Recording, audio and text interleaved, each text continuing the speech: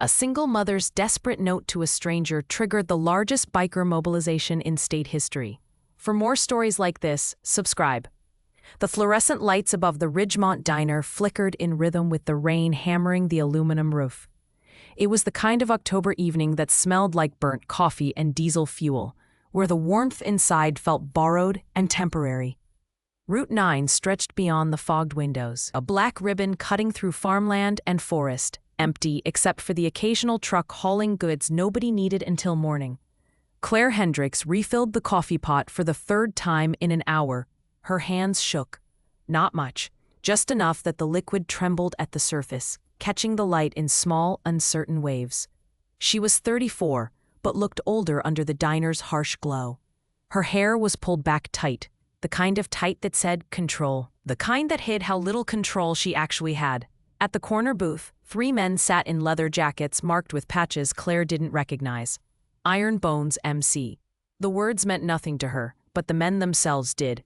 They were large, bearded, covered in ink and scars. The kind of men her ex-husband used to warn her about.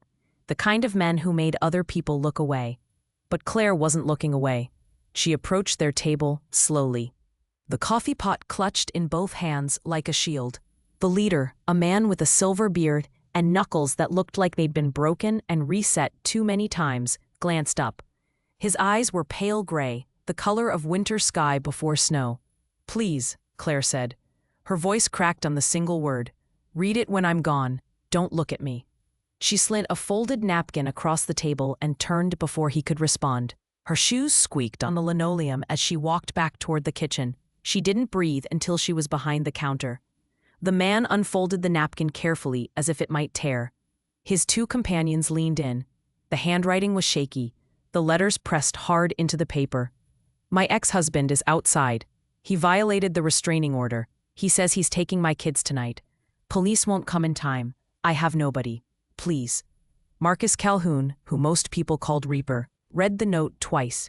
Then he folded it and placed it flat on the table. His jaw tightened. He looked toward the window.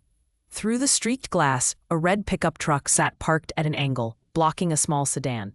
A man stood beside it, cigarette glowing orange in the darkness. He wasn't moving, just standing there, watching.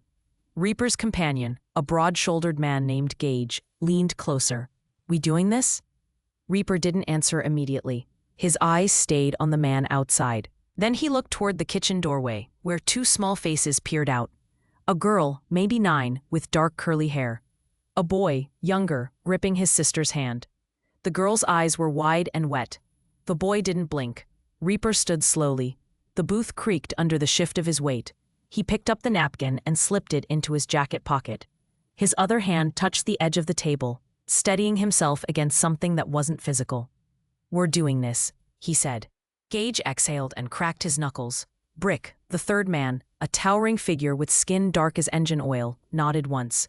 Claire was crying now, silently, her back turned to the dining area. Her shoulders shook.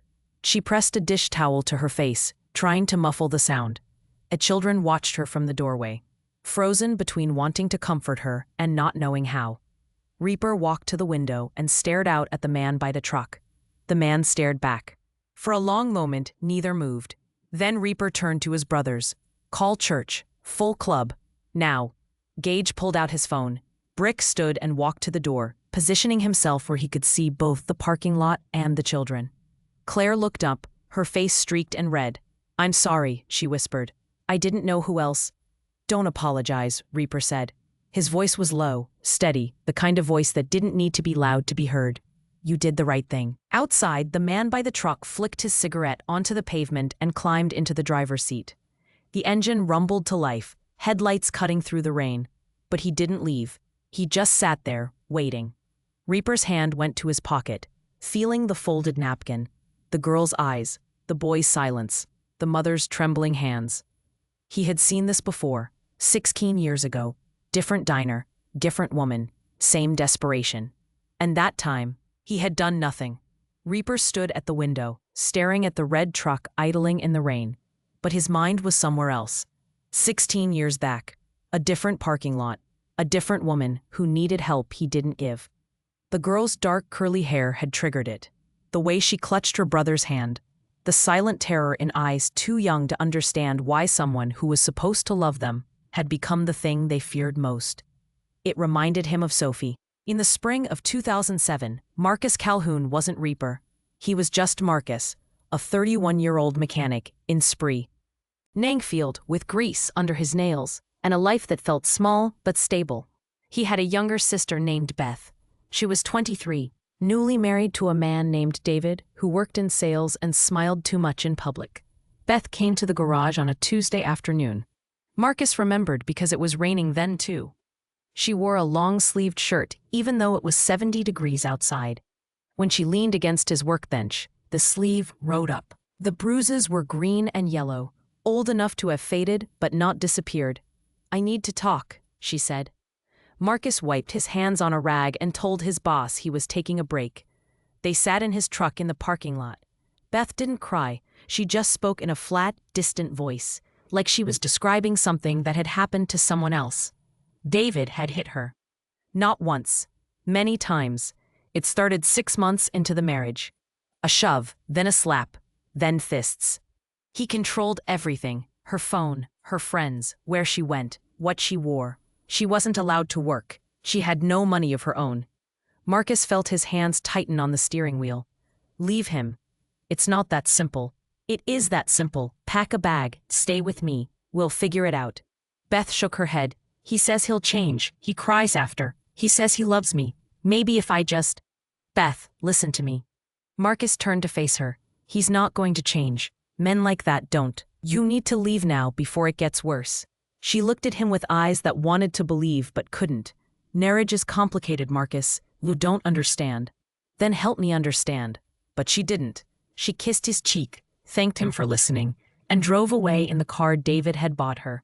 Marcus watched her go and told himself she'd come back when she was ready, that she was an adult, that he couldn't force her. 2 weeks later, Beth was dead. David shot her in their bedroom and then turned the gun on himself. The police found them in the morning after a neighbor reported hearing screams. Beth's 4-year-old daughter, Sophie, had been in the next room, hiding in a closet the way her mother had taught her to do when Daddy got angry. Marcus went to the funeral in a suit he borrowed. He didn't cry. He stood beside the casket and felt nothing but a hollow, gnawing rage at himself. Sophie stood next to him in a black dress someone from the church had donated. She held his hand. After the service, Marcus knelt in front of her. "I'm going to take care of you. I promise. You're going to live with me now." But Sophie just stared at him with those dark, accusing eyes and said, "Why didn't you help Mommy?" He had no answer. The state had an answer, though. Marcus had a criminal record, petty theft from his 20s, a bar fight that resulted in assault charges. Nothing violent, nothing that made him dangerous, but enough that Child Protective Services decided he wasn't fit. Sophie went into foster care. Marcus fought for a year, hired a lawyer he couldn't afford, attended every hearing. But the system had already decided. The last time he saw Sophie, she was 5 years old, being led away by a social worker. She didn't look back. Marcus spiraled after that. He drank. He fought. He spent 3 months in county jail for breaking a man's jaw outside a bar. When he got out, he had nothing left but a motorcycle and a need to be anywhere but where he was. That's when he found Iron Bones MC. The club wasn't what people thought. It wasn't about crime or chaos. It was about brotherhood, about men who had broken themselves and were trying to build something that mattered. The president at the time, an older man named Cutter, saw something in Marcus. "You got rage in you," Cutter said. "Question is whether you're going to let it destroy you or use it for something." Marcus chose the latter. He earned his patch. He earned his road name, Reaper. Not because he brought death, but because he reaped what others had sown. He became the man who stood between the vulnerable and the violence. The club shifted under his leadership when he became president 3 years later. They stopped running guns, stopped the dirty work, started running escorts for women fleeing abusive homes, started funding shelters, started being the thing Marcus wished someone had been for Beth. The club motto became simple: "We ride for the voiceless." Gage had lost his daughter to a vengeful ex-wife who disappeared with her for 8 months before the FBI found them. Brick's mother had been killed by his stepfather in Lagos when Brick was 12. Every member carried something. Every member understood that protection wasn't about glory. It was about being the wall that didn't move. Reaper pulled out his wallet now, standing in the diner, and opened it to a photograph he'd carried for 11 years. Sophie at 9 years old, the last picture he had of her. She'd be 20 now. He had no idea where. She'd aged out of the system, and every attempt he made to contact her went unanswered. Brick approached from behind. "This one's different for you." Reaper closed the wallet. "They're all different, and they're all the same. You can't save her, brother." "I'm not trying to save her." Reaper. Voice was quiet. "I'm trying to be the man I should have been." Brick nodded. He understood. Gage returned, phone in hand. "Church is called. 73 members responding. ETA 40 minutes for the closest." Reaper looked back at Claire, who was kneeling now beside her children, whispering something that made the boy finally blink. The girl still held his hand. "Good people break when nobody stands with them," Reaper said. "We stand." The message went out at 10:07 in the evening. 3 words in the club's encrypted group chat: Code Shield, Ridgemont Diner. Within 2 minutes, responses flooded in. Brothers from 3 counties, some already asleep, some at dinner tables with families, some working night shifts. It didn't matter. Code Shield meant one thing. Someone defenseless needed protection, and the club answered as one. Reaper's phone buzzed continuously. Gage counted aloud. 18 confirmed, 26, 31. The numbers climbed. 42 members could be there within the hour. Another 31 were farther out, but already on the road. The Iron Bones Clubhouse sat 14 miles west, a converted warehouse on the edge of an industrial park that had died when the factory closed. Inside, the walls were lined with photographs of members past and present. An American flag hung above the bar, and the air always smelled like motor oil and leather. By 10:40, the main room was packed. Reaper stood at the head of the table, still wearing his rain-soaked jacket. Around him sat the core members, the ones who had been with him the longest. He laid Claire's note on the table, smooth flat now, the ink slightly smeared. "Her name is Claire Hendricks, 34. 2 kids, 9 and 6. Ex-husband violated a restraining order tonight. Says he's taking the kids. Police response time in that county is 35 to 40 minutes, if they come at all. The ex is a corrections officer. His brother is a deputy sheriff." The room went silent except for the rain hammering the metal roof. A man in his 60s leaned forward. Doc Henry Marsh, former emergency room physician. He'd lost his medical license 8 years prior for treating a gunshot victim without reporting it to police. The victim had been a 17-year-old girl fleeing a trafficking ring. Doc made a choice that day between the law and a life. He'd made the same choice every day since. "Corrections officer means he knows the system," Doc said. "He knows how to work around it. And his brother being a deputy means local law won't help her," added Chains. Monica Ruiz, 41, the club's only female member. She'd been a social worker before she violated confidentiality to pull a child from a home where the parents had friends in the state office. She lost her career, saved a life. Gage pulled up public records on his laptop. Restraining order filed 4 months ago. Hospital visit prior. Broken ribs, fractured cheekbone. 2 earlier police calls dismissed due to insufficient evidence. The ex's name is Aaron Hendricks, 38. No priors, which means he's been careful. Preacher spoke next, his voice low and deliberate. Dwayne Scott, 55, former Army chaplain, dishonorably discharged for hiding a fellow soldier's wife when her husband tried to kill her on base. If we move on this, it's going to draw attention. Law enforcement doesn't like us. They'll use it. Let them, Reaper said. We're not breaking laws. We're standing on public property with a woman who asked for help. Brick, standing near the door, crossed his arms. His voice carried the faint accent of his childhood in Nigeria. And if the ex doesn't back down, if his brother brings deputies, then we stay anyway. The room fell quiet again. Every man and woman present understood what that meant. Arrest, legal fees, records that could send some of them back to prison on parole violations. But every person in that room also understood that none of it mattered. Gage spoke what everyone was thinking. We vote. All in favor of full mobilization. 42 hands went up. Not one hesitated. Reaper nodded. Get your gear. No weapons. This is protection, not confrontation. Body cameras on every member. Chains, contact legal. I want an observer on site in case this goes sideways. Chains was already dialing. Her attorney contact, a civil rights lawyer named Lydia Park, answered on the second ring. The conversation lasted 90 seconds. Lydia would monitor remotely and be on standby. Doc opened a duffel bag and began distributing small cameras that clipped to jacket collars. Record everything. If they claim we threatened anyone, we need proof we didn't. The members geared up in practiced silence. Leather jackets with the iron bones patch on the back. A skeleton hand gripping a rose. The symbol had meaning. Beauty protected by those who had seen death. Preacher distributed communication earpieces. Stay on Channel 2. Reaper calls the moves. Nobody acts alone. In the garage bay, 42 motorcycles sat in neat rows. Harleys, Indians, a few Triumphs. Chrome gleaming under fluorescent lights. The smell of gasoline and rubber. Each machine maintained with the kind of care that came for respect. Reaper walked to his bike, a 1998 Harley Softail he'd rebuilt twice. He ran his hand along the fuel tank, feeling the vibration of potential energy. Beside him, Gage mounted a Road King. Brick threw his leg over a blacked-out Dyna. The engines started in sequence. A rolling thunder that rattled the windows. One by one, they filed out into the rain.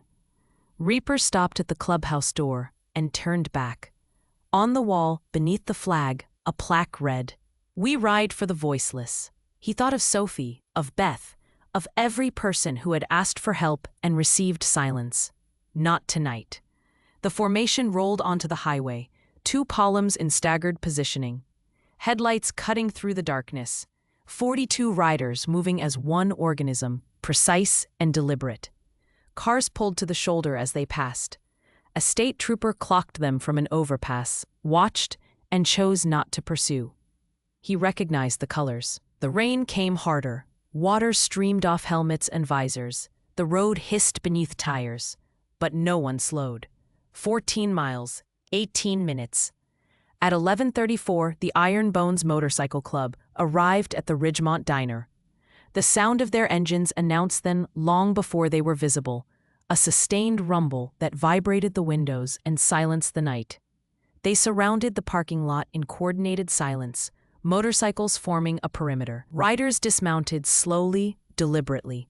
No aggression, but no question about their presence either. The red pickup truck was still there. Aaron Hendricks stood beside it now, phone to his ear. When he saw the bikers, he ended the call. His hand moved toward his waistband. Reaper walked forward alone, stopping 10 feet away. The rain soaked both men.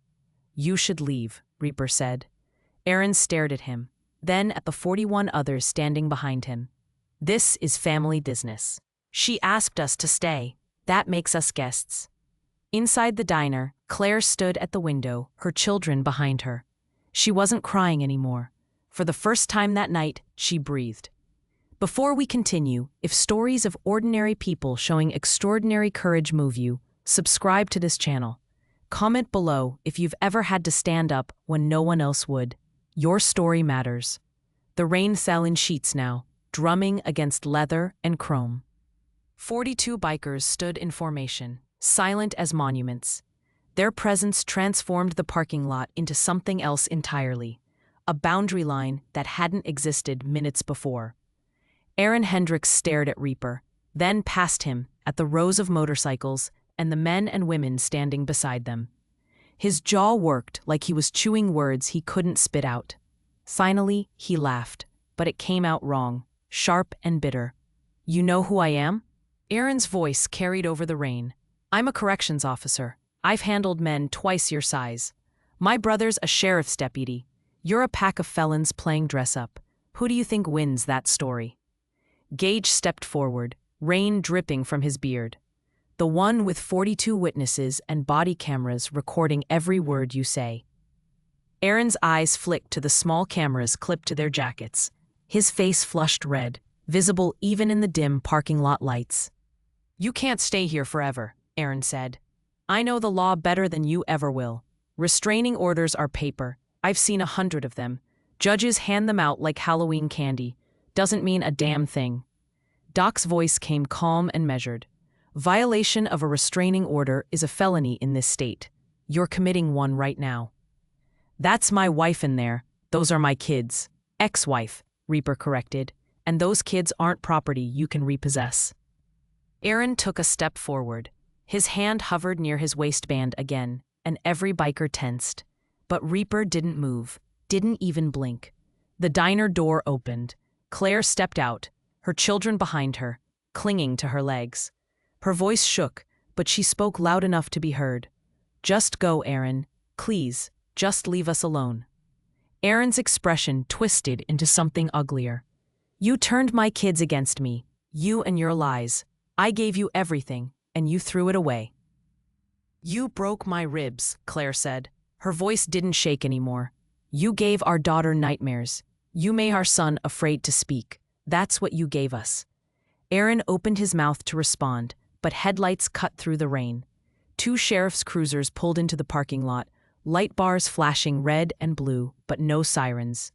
The lead vehicle stopped close enough that its spotlight illuminated the scene. A deputy stepped out, hand resting on his holster. He was younger than Aaron, maybe 35, with the same narrow face and cold eyes. Kevin Hendricks, Aaron's brother. "Got a call about armed gang intimidation," Kevin said, directing his words at Reaper. Multiple witnesses reported threats and illegal assembly. Reaper kept his hands visible, relaxed at his sides. "We're unarmed. We're standing on public property. A woman asked us to be here, and we came. That's not illegal." Kevin looked at his brother, then back at the bikers. "You need to disperse. This is a family matter and you're interfering." "We're not interfering," Chain said, stepping into the light. "We're providing presence and support to someone exercising her legal rights under a valid restraining order." Kevin's expression hardened. "I don't care what you think you're doing. I'm giving you a lawful order to leave." "And we're declining," Reaper said. "We're not breaking any laws. Check if you want. We'll wait." The second deputy, older and heavier, climbed out of his cruiser. He looked tired, like he'd seen this script before and knew how it ended. He walked to Kevin and spoke quietly. But Brick, standing closest, heard enough. "They're right. They're on public property. No visible weapons. We've got no grounds." Kevin ignored him. He turned to Aaron. "You need to file a custody complaint through proper channels. You can't just take them." "They're my children," Aaron said, but his voice had lost its edge. He sounded desperate now. Kevin faced the bikers again. "This isn't over. You want to play it legal? Fine. But I can make your lives very difficult. Every bike here gets inspected. Every plate gets run.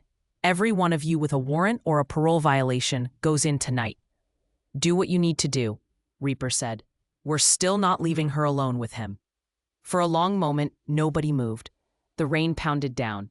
The light bar on the cruiser spun red and blue across wet pavement. Somewhere in the distance, thunder rolled.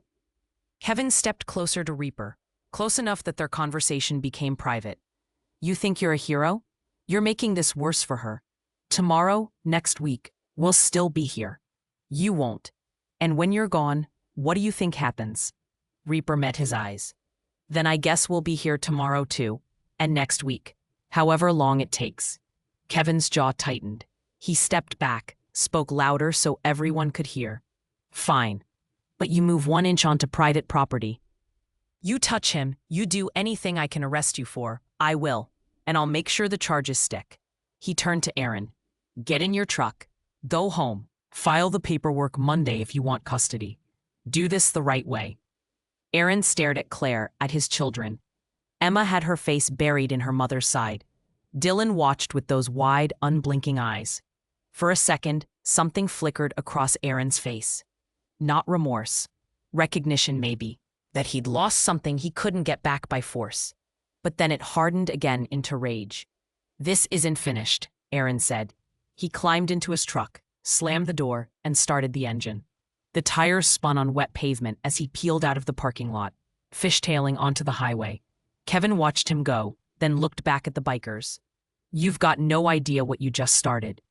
He and the other deputy returned to their cruisers and drove away slowly, deliberately. making it clear they weren't retreating, just repositioning. When the lights faded, Claire collapsed. Chains caught her before she hit the ground. Doc was there in seconds, checking her pulse, her breathing. The children started crying, the kind of deep, wrenching sobs that came from holding fear too long. Reaper knelt beside them. "You're safe now. We're not going anywhere." Emma looked up at him, tears streaming down her face. Promise? He thought of Sophie. Of a promise he'd made and failed to keep. "I promise," he said. Brick's voice came through the earpiece, quiet but urgent. "Reaper, Aaron's truck, parked on the side road, 200 yards out. He's watching." Reaper stood, looked into the darkness beyond the diner's lights. He couldn't see the truck, but he knew Brick's eyes were better than his. "Then we watch back," Reaper said. "Nobody sleeps tonight." The bikers repositioned to the street adjacent to the diner's parking lot. A compromise that kept them visible but technically off private property. Motorcycles lined the curb in formation. Members took shifts, rotating every 2 hours. Some stood, some sat on their bikes. All of them watched. Inside the diner, Claire sat in a corner booth with her children finally asleep beside her, their small bodies curled against her warmth. Frank, the elderly owner, had insisted on staying open. He moved through the space quietly, refilling coffee, asking nothing. Chains sat across from Claire, phone pressed to her ear. On the other end, Lydia Park asked questions in the clipped, efficient tone of someone used to emergencies at midnight. "How long has the restraining order been active?" 4 months, Claire said, her voice barely above a whisper. "When does it expire?" Claire's face went pale. 6 days. Chains and Lydia exchanged a silence that spoke volumes. Lydia's voice came back, measured but grave. "Is there a renewal hearing scheduled?" "Yes, Monday morning, but I don't have a lawyer. I can't afford one." "That's a problem," Lydia said. "If he shows up with legal representation and you don't, the judge might side with parental rights over protection. These cases get complicated fast. Fathers have won custody even with documented abuse if the mother can't prove ongoing danger." Chains leaned forward. "So we have 6 days to build a case she can actually win with." "Exactly. I'll represent her pro bono, but I need everything. Medical records, witness statements, police reports, anything that shows a pattern." Chains looked at Doc, who was already opening his laptop at the next booth. He'd spent the last 30 minutes on the phone with contacts from his years in emergency medicine. Information that should have been private, but wasn't if you knew who to ask. Doc turned his screen toward Chains. 3 hospital visits in 18 months. June of last year, fractured wrist, reported cause, fell downstairs. March this year, concussion, reported cause, car accident. August, broken ribs and facial fractures. That's when she finally reported it as domestic violence. Chains relayed the information to Lydia, who was already typing. "That establishes escalation. What about the children?" Claire's hands twisted together. "Emma sees a school counselor. She started having panic attacks last year. Dylan stopped talking for 2 months after the last time Aaron." She couldn't finish. Doc made notes. "I can request the counselor's records through the proper channels. If the child reported witnessing violence, that's critical." Gage approached from outside, rain dripping from his jacket. "Got something. Aaron's social media, public posts." He set his phone on the table, scrolling through screenshots. Men's rights forums, posts about parental alienation. 3 weeks ago. He wrote, "When courts fail, real men take action. Last week, nobody keeps a father from his kids. Nobody." Lydia's voice came through the speaker. "Screenshot everything. Date stamps, URLs, all of it. Threats don't have to be direct to be actionable." Preacher entered, shaking water from his coat. "Found the diner's cook. Name's Ray. Works nights. He was here 2 weeks ago when Aaron came in. Says Aaron grabbed Claire's arm hard enough to leave marks. Ray saw it. He'll testify." The pieces were accumulating, but Chains could see the gaps. Testimony was good, evidence was better, and they needed something irrefutable. Claire spoke quietly, almost to herself. "He has a gun, a Glock. He showed it to me once when I said I was leaving. He didn't point it at me, he just laid it on the table and said, 'You really think a piece of paper is going to stop me?'"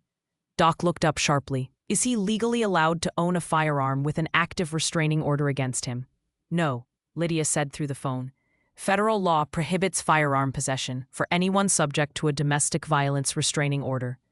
If he has one, that's a felony. Gage was already pulling county records. Registered firearm under his name, Glock 19, purchased 14 months ago. That's our leverage, Lydia said. He's in violation right now. I'm contacting the state police. They'll need to confiscate it.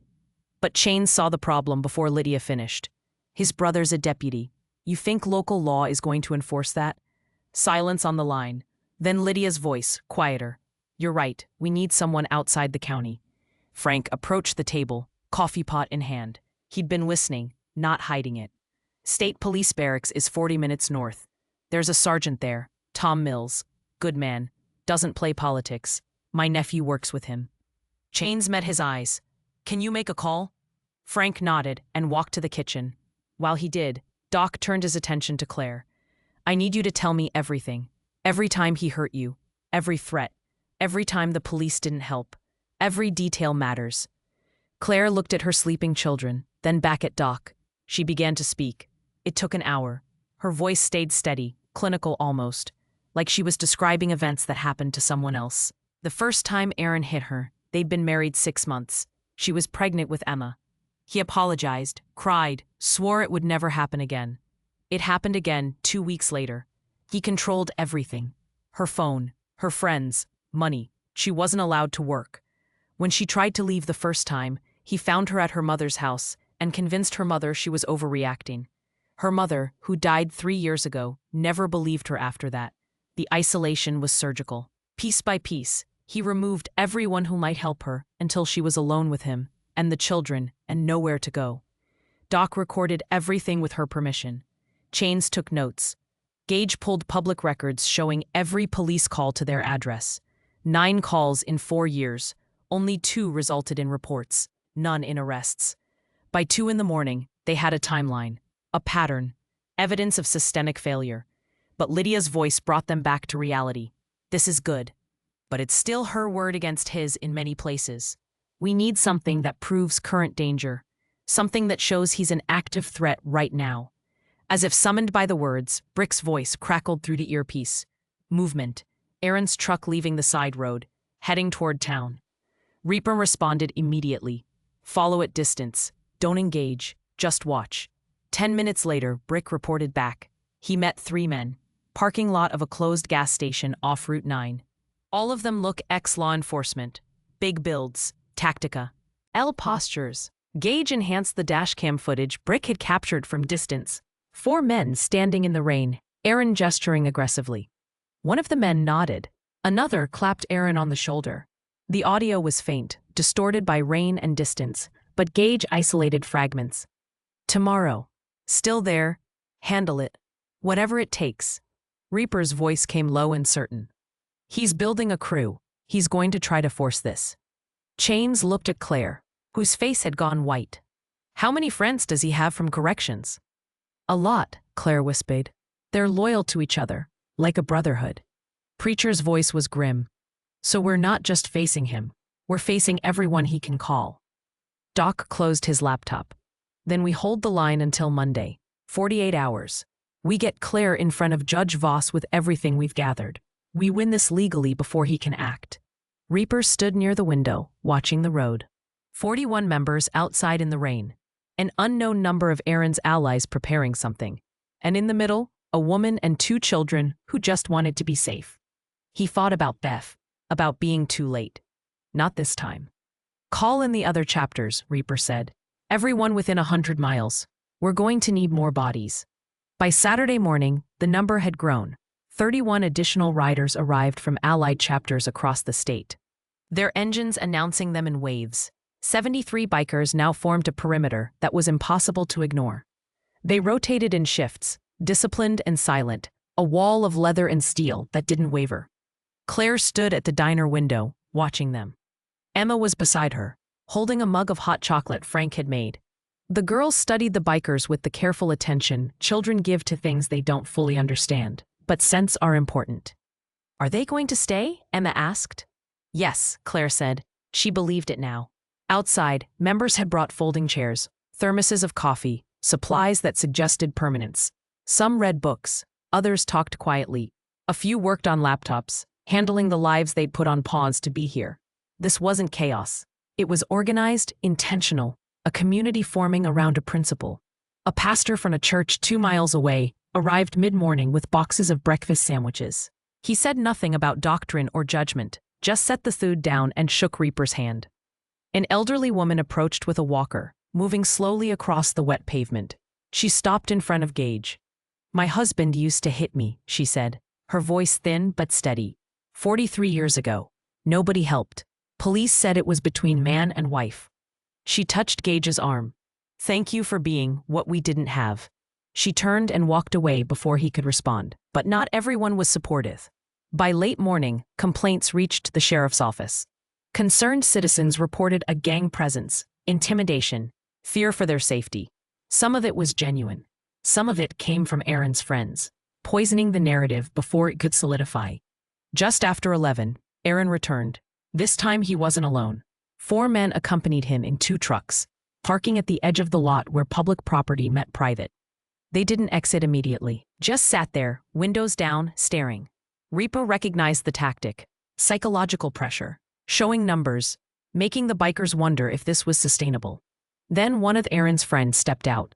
He was large, easily 250, with a shaved head and a neck thick as a post. He carried a baseball bat, tapping it against his palm as he walked toward the nearest motorcycle. Every biker tensed, but nobody moved. Body cameras recorded everything. The man stopped 3 feet from Gage's bike. "Nice ride. Be a shame if something happened to it." Gage didn't react, didn't even look at him, just kept his eyes forward. The man raised the bat, swung it in a lazy arc near the bike's mirror. Still didn't make contact. Just the threat of it. The promise. Aaron's voice carried from the truck. "You can't protect her forever. She's lying about me, turning everyone against a father who just wants his kids." The man with the bat took another step, this time toward Brick. "You think you scare us? You're just criminals playing pretend." Brick finally looked at him, said nothing, just looked. The man's bravado faltered for half a second, then came back louder. He swung the bat close to Brick's head, missing deliberately by inches. "What are you going to do? Hit me? Go ahead, give me a reason." Brick didn't move. The man swung again, this time at the motorcycle, and connected with the mirror. Glass shattered. The sound thacked through the morning air. Still, nobody reacted. A sheriff's cruiser pulled up, a different deputy this time. Older, late 50s, with the weariness of someone who'd worked too many shifts and seen too much stupidity. His name was Patterson. He stepped out slowly, assessed the scene, then walked directly to the man with the bat. "Drop it." The man turned. "These bikers are—" I said drop it. Patterson's hand rested on his holster, not threatening, just there, just present. "You just committed vandalism in front of 40 witnesses and about a dozen cameras. Drop the bat and get back in your vehicle or I'm taking you in." The man looked at Aaron, who sat frozen in his truck. No help came. He dropped the bat, kicked it toward Patterson's feet, and walked back to the truck, muttering curses. Patterson turned to Aaron. "You need to leave. You're in violation of a restraining order, just being here. If I see you again today, I'm arresting you." Aaron's face flushed red. "This is harassment. They're the ones. Leave, now." The trucks departed, engines roaring in impotent rage. Patterson picked up the bat, walked to Reaper. "I don't like what you're doing," Patterson said quietly, "but you're not breaking laws. They are." He glanced at the shattered mirror. "File a report if you want. I'll make sure it's documented." Reaper nodded. "Appreciate it."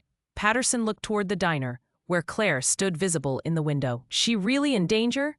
"Yes," Patterson sighed, the kind of sigh that carried years of cases like this, women who fell through cracks, systems that failed. "Then I guess you're doing what needs doing." He left. The bikers replaced Brick's mirror within 20 minutes, a spare pulled from someone's saddlebag. The broken glass was swept and disposed of. By noon, it was as if nothing had happened, except it had.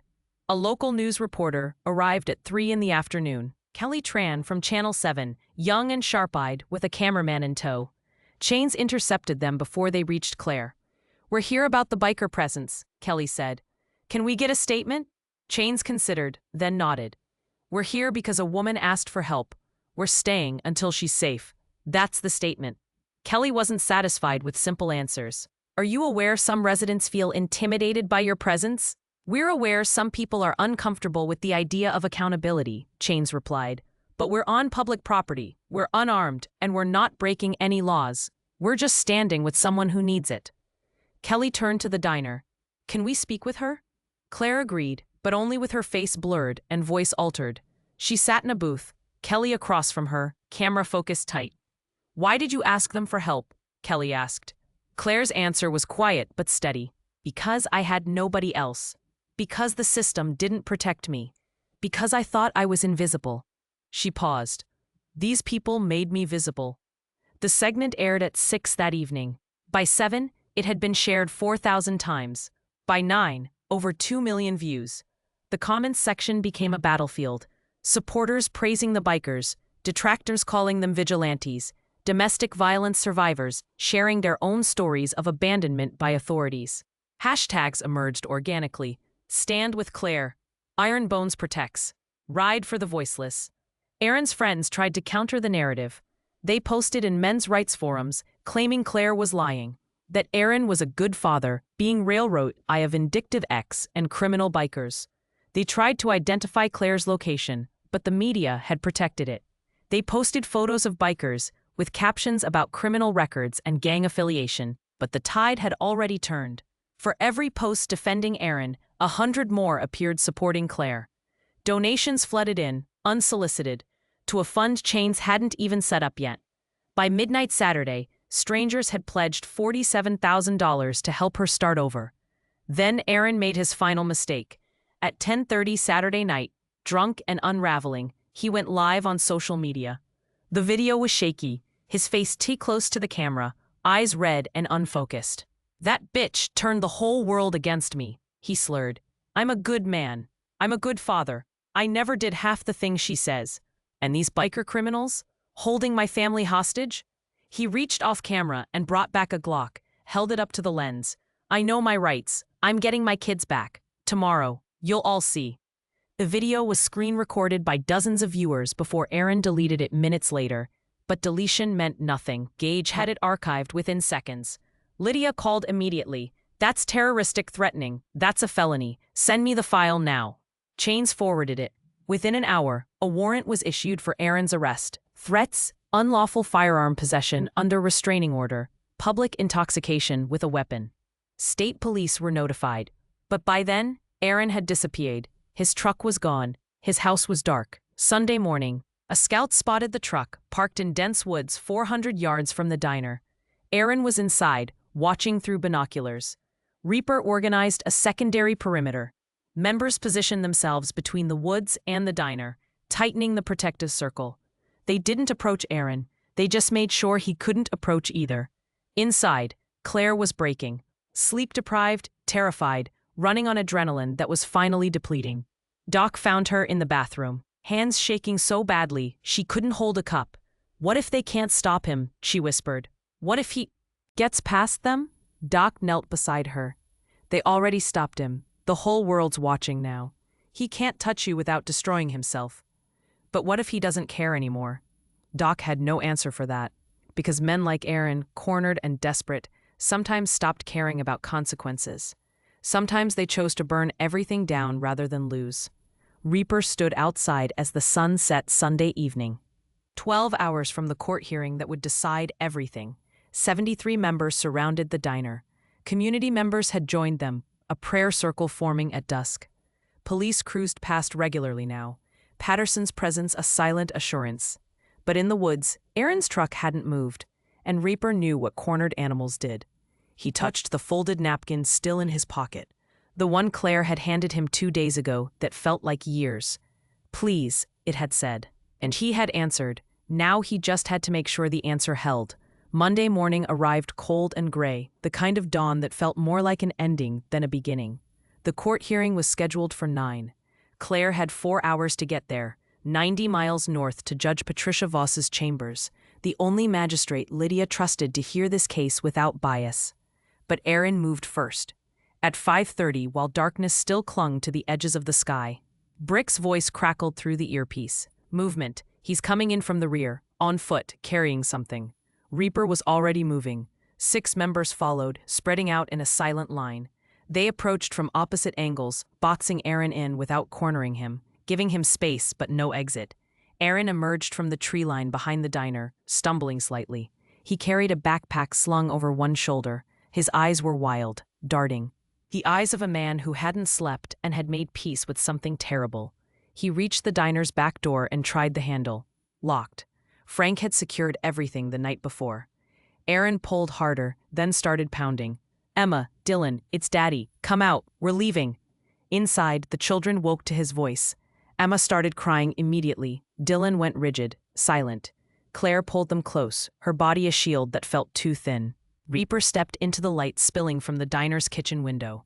"It's over, Aaron." Aaron spun, nearly losing his balance. This is your fault. All of it. She was fine until you filled her head with lies. We didn't tell her anything she didn't already know. "I love my kids." Aaron's voice cracked. "I love them more than anything. You can't keep a father from his children." "You kept yourself from them," Reaper said. His voice was calm, measured, the tone of someone speaking to a wounded animal. "Every time you hit her, every time you made them afraid, you did this." Aaron reached for his backpack. Every biker tensed, hands ready but not reaching for weapons they didn't carry. Aaron pulled out zip ties, duct tape, a change of clothes for 2 small children. "I was going to take them somewhere safe," Hull said, holding up the items like evidence of innocence. "Somewhere away from all this. Away from you people who don't understand." "Understand what?" Gage asked from the left flank. "That she's mine, that they're mine, that a piece of paper can't change that." The back door opened. Claire stood there, backlit by fluorescent light, her children behind her. Frank had tried to stop her, but she'd pushed past. Now she stood 15 feet from the man who'd broken her bones and her life, and her voice didn't shake. "I'm not yours. I never was. You don't own people, Aaron. I gave you everything." Spit flew from his mouth. "A home, money, a life. And you threw it away because I lost my temper a few times. Everyone makes mistakes. You hospitalized me. You terrorized our children. Those aren't mistakes. That's who you are." Aaron's face contorted. "I can change. I told you I'd change. Why won't you believe me?" "Because you've been saying that for 10 years and it only got worse." Something in Aaron broke then, the last thread of rationality snapping. "Then I'll make you remember. I'll make you see what you're throwing away." He lunged toward her. He made it 3 steps before Reaper intercepted, not with violence, but with presence, stepping into the path and absorbing Aaron's momentum. Aaron bounced off him, staggered back. Chains moved to Claire, pulling her and the children inside, the door slamming shut. Aaron screamed, incoherent rage and grief tangled into sound. He swung at Reaper, wild and uncoordinated. Reaper stepped aside. Aaron swung again, missed again. He collapsed to his knees in the wet grass, sobbing. "They're all I have," he choked out. "She took everything." "No," Doc said, stepping forward with a tablet. "You took everything. From her, from them, and we documented all of it." He turned the screen toward Aaron. "This is you, Saturday night, threatening to kill her on video. This is you, 3 weeks ago, posting about taking back what's yours. This is your daughter's school counselor report describing how she draws pictures of you hurting her mother. This is your son's speech there. AP records showing trauma-induced delays." Aaron stared at the screen, his face slack. "This is your ex-wife's medical file," Gage continued, pulling up another device. 12 hospital visits, fractures, concussions, documented injuries you caused. This is testimonial from 7 witnesses who saw you violate the restraining order, Chains added. This is the firearm you're prohibited from owning. This is the warrant for your arrest. Aaron looked up at the circle of faces surrounding him, the bikers, the cameras, the dawn breaking behind them, reality finally penetrating whatever delusion had sustained him. "I just wanted my family back," he whispered. "You never had a family," Reaper said. "You had hostages." Sirens approached from the distance. 4 state police cruisers, led by Sergeant Nils, the man Frank's nephew had contacted. They pulled into the lot with practiced precision. Mills stepped out. A solid man in his 50s, with gray at his temples and eyes that had seen enough to be done with nonsense. Aaron Hendricks. Aaron didn't resist, didn't speak, just stared at the ground as Mills recited his rights and cuffed his hands behind his back. "You're under arrest for terroristic threatening, stalking, violation of a protective order, unlawful possession of a firearm, and attempted kidnapping. Aaron's legs gave out. 2 officers held him upright, guided him to the cruiser. As they placed him in the back seat, he looked toward the diner one last time. Claire stood at the window now, her children beside her. Emma had stopped crying. Dylan's hand was in his mother's. Aaron's face crumpled. "I'm sorry," he mouthed through the glass. But Claire just turned away, pulling her children with her, and the cruiser door closed. Mills approached Reaper. "Hell of a thing you did here." "We just stood with someone who asked." "That's more than most do." Mills glanced at the 73 bikers still standing guard. "You planning to stay for the hearing?" "Every one of us." Mills nodded. "Then I'll make sure you have an escort. Traffic shouldn't be an issue." At 7 in the morning, the convoy formed. 4 state police cruisers bracketing 73 motorcycles, with Claire, her children, Chains, and Lydia in a van at the center. They rolled north on Route 9 as the sun finally broke through the clouds, turning chrome and wet pavement into rivers of light. Inside the van, Claire held her children close. Emma had finally fallen asleep. Dylan watched the bikers through the window, his eyes tracking their formation with something like wonder. "Why did they help us?" he asked. His voice was small but clear, the first full sentence he'd spoken in days. Claire looked at Chains, who sat beside Lydia reviewing documents. Chains met her eyes. "Because that's what people do when they remember what matters," Claire said softly. Dylan considered this. Then, in a voice barely audible, he said, "I'm glad they remembered." Claire pulled him closer and let herself cry, but this time the tears weren't from fear.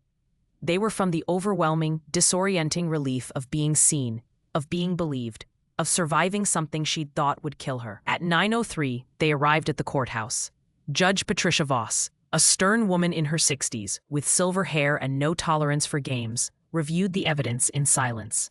Medical records, testimonies, videos, police reports, the timeline Chains and Doc had constructed, Aaron's own recorded threats. She looked up at Claire. "Ms. Hendricks, I'm granting a permanent restraining order. Full custody of both children remains with you. Mr. Hendricks will have no contact, supervised or otherwise, pending the outcome of his criminal trial. If convicted, which seems inevitable based on this evidence, he will serve significant prison time. Do you have any questions?" Claire shook her head, unable to speak. "Then we're done here. Good luck to you and your children." Outside, the bikers waited. When Claire emerged with Lydia and Chains, Reaper saw it immediately. The way she stood differently, shoulders back, head up, the weight lifting. Emma ran to Gage, who'd given her hot chocolate that first night. She hugged his leg. "Thank you for staying." Gage, a man who'd seen his own daughter taken and fought for 8 months to find her, knelt down. "That's what family does." Dylan approached Reaper, looked up at him with those serious, unblinking eyes. "Are you a good guy?" Reaper thought of Sophie, of Beth, of every time he'd been too late or not enough. "I'm trying to be," he said. Dylan nodded, satisfied with that answer, and took his mother's hand. The ride back was quieter, slower, a victory lap that felt less like celebration and more like relief. When they reached the diner, the community had gathered. Pastor Williams, the elderly woman with the walker, Frank, neighbors who'd brought food and flowers and handmade cards from children who'd heard the story. Claire stood in the parking lot, surrounded by 73 bikers, and realized she wasn't invisible anymore. She never would be again. 3 days after the hearing, Claire signed the lease on a new apartment. It was small, 2 bedrooms on the second floor of a building near a park where children played without fear. The landlord, an older man who'd followed the story on the news, waived the security deposit. Community donations had reached $47,000.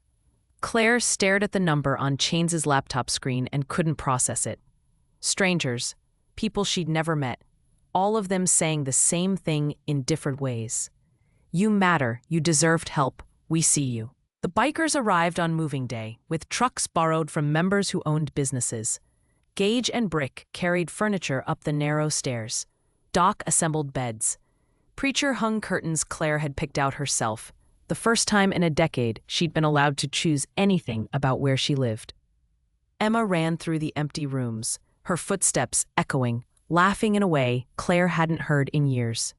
Dylan sat on the kitchen counter, watching Reaper install cabinet locks, his legs swinging, asking questions about motorcycles and why the sky was blue and whether superheroes were real. "What do you think?" Reaper asked him. Dylan considered this seriously. "I think maybe they don't wear capes." "I think you're right." By evening, the apartment looked like a home. Mismatched furniture that didn't matter because it was theirs. Photographs on walls. Emma's drawings taped to the refrigerator. Dylan's toy cars lined up on a bookshelf Gage had built from spare lumber. Frank arrived with boxes from the diner. Plates, glasses, utensils, things Claire would need but couldn't afford yet. He set them on the counter and pulled an envelope from his jacket. "I'm retiring," he said. 78 is too old to be flipping eggs at 4 in the morning. My daughter wants me to move closer to her in Florida." He handed Claire the envelope. "The diner's paid off, no mortgage. I'm signing it over to you." Claire opened the envelope. Deed transfer papers. Her name in the blank spaces. "I can't accept this." "You can and you will. You've worked there 3 years, never missed a shift, never complained. You know how to run it better than I do anymore." Frank smiled, the lines around his eyes deepening. "Besides, those kids need stability. Building's got an apartment above it, rent-free. You can live there, run the business, make your own way." Claire couldn't speak. She just hugged him, this old man who'd kept the diner open through that long night, who'd stood with her when he didn't have to. "Thank you," she whispered. "Thank them," Frank said, nodding toward the bikers. "They reminded me what backbone looks like." 6 months passed like water finding new pads. Claire renamed the diner Emma's Place, after her daughter, who'd survived more than any 9-year-old should, and still found reasons to smile. The regulars stayed. New customers came, drawn by the story, or the food, or just the sense that something good had happened in a world that often felt short on good things. Dylan's speech improved. He still went quiet sometimes, when loud noises startled him, or shadows moved wrong. But those moments grew farther apart. He started kindergarten in the fall and made a friend named Marcus who liked dinosaurs as much as he did. Emma's nightmares faded. She still saw the school counselor once a week, but the drawings changed. Less darkness, more color. Pictures of motorcycles and people standing together, and a house with windows full of light. The bikers became fixtures in their lives, not through obligation, but through choice. Once a month, they gathered at Claire's apartment for breakfast. Pancakes and coffee and chaos as children climbed on men who looked dangerous but were gentle in ways that mattered. Gage taught Emma to draw, his tattooed hands guiding her smaller ones across sketch paper. Brick showed Dylan card tricks and let him win at Go Fish.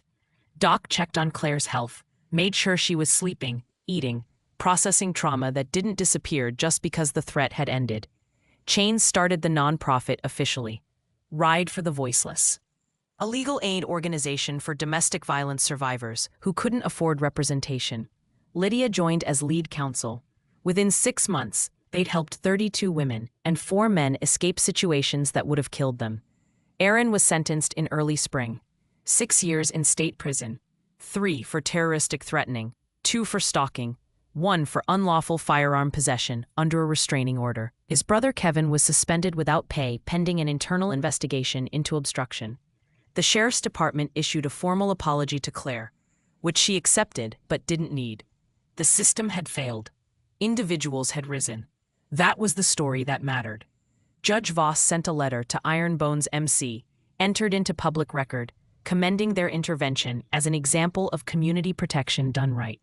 It hung framed in the clubhouse, beside photos of members past and present, a reminder of what they'd become. On a Saturday morning in late summer, Claire stood in the diner's kitchen flipping eggs while Emma wiped down tables and Dylan stacked napkins in careful piles. The door opened, triggering the bell Frank had installed 40 years ago. Reap. Raw walked in, followed by Gage and Brick. They took their usual booth by the window. "Coffee?" Claire asked, already pouring. "Always," Reaper said. Emma brought menus even though none of them needed one. "The pancakes are good today. I helped make them."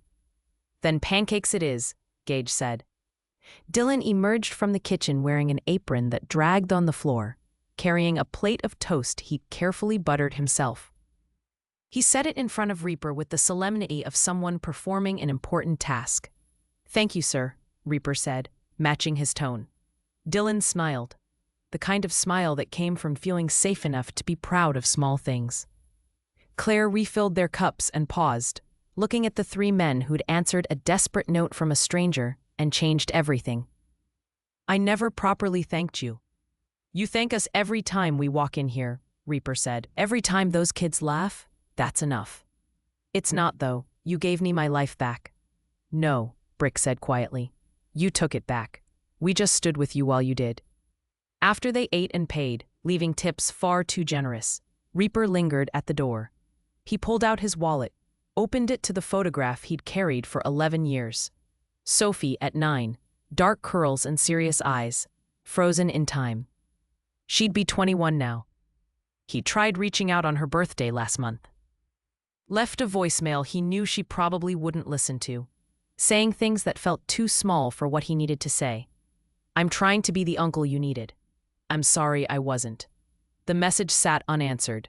Maybe it always would, but he kept trying, the way he kept showing up for people who needed someone to show up. Because that was what you did when you'd failed once. You didn't fail again. Chains approached from where she'd been talking to Claire about paperwork for the nonprofit. "Still carrying that?" Reaper closed the wallet. "Every day. She might call someday. Maybe. Until then, I'd do what I should have done then." They walked to their bikes parked in a neat row. The mid-morning sun caught the chrome, turning metal into light. Across the street, a young mother pushed a stroller, glancing at the bikers with something between wariness and curiosity. Gage waved. She waved back tentatively, then smiled. Beeper started his engine, the familiar rumble that had become synonymous with safety in this small corner of the world. They pulled out in formation, not rushing, just riding, passing houses where people lived ordinary lives that mattered more than anyone gave them credit for. That evening, Reaper sat alone in the clubhouse. The building was quiet, most members gone home to their own families. He looked at the photographs on the wall. Brothers who'd died, brothers who'd survived, women and children they'd helped, faces marked with gratitude or relief were the simple peace of knowing someone cared. His phone buzzed, unknown number. He almost didn't answer. Then he did. A voice he hadn't heard in 11 years, older now, hesitant. "Uncle Marcus?" Reaper's hand tightened on the phone. "Sophie?" Silence. Then, "I got your message. All of them, actually. I didn't know what to say." "You don't have to say anything." "I saw the news story about the woman and her kids. They said you were the president of the club, that you protected them." Her voice caught. "Why didn't you protect Mom?" The question he'd asked himself every day for 16 years. "I tried. Not hard enough. Not the right way.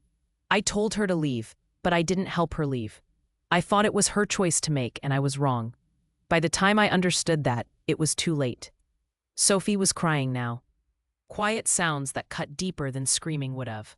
"I blamed you. For so long I blamed you." "You should. I blame me too. But you're trying to make it right, aren't you? That's what all this is. The club, the women you help. You're trying to be what Mom needed."